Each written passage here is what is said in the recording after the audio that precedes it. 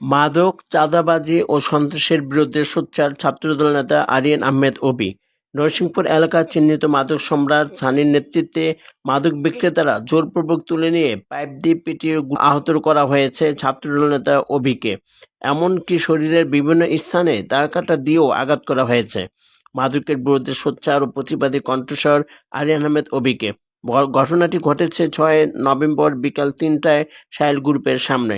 জাগো নারায়ণগঞ্জ 24.com-কে বলেন, মাদক সম্রাট সানির নেতৃত্বে তার সহযোগী মাদক বিক্রেতা শাহাদাত, মুন্না, পাগলা ইমন, তানবীরের ছোট ভাই রিকশা থেকে জোরপূর্বক তুলে নিয়ে সানির নির্যাতন সেলে নিয়ে যায়।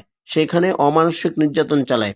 মাদকের বিরুদ্ধে ভবিষ্যতে কথা বললে প্রাণে মেরে ফেলার হুমকি দিয়ে ছেড়ে দেয়।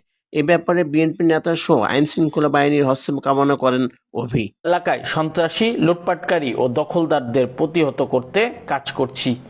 এই বক্তব্যলির মাটিতে আওয়ামী লীগ, ছাত্রলীগ, যুবলীগ এবং সেই অয়ন ওসমান তার যেই নেতাকর্মী ছিল, নারায়ণগঞ্জে বিভিন্ন স্থানে বিভিন্ন জায়গায় মাদক, সন্ত্রাস, চাঁদাবাজ, লুটপাট, ছিনতাই এসব ধরনের কার্যকলাপ করে এসেছে। আমার নেতা মশিউর রহমান নলিবের নির্দেশে এবং দোলন মামার নির্দেশে সন্ত্রাস, চাঁদাবাজের বিরুদ্ধে রুখে দাঁড়াবো ইনশাল্লাহ। সন্ত্রাস, চাঁদাবাজের বিরুদ্ধে রুখে দাঁড়ানোর জন্য আমাদের যা যা করা প্রয়োজন আমরা তাড়াতাড়ি করবো ইনশাল্লাহ। এবং আমার এই বক্তব্যলির মাটিতে কোনো ছাত্রলীগের অস্তিত্ব রাখবো না ইনশাল্লাহ।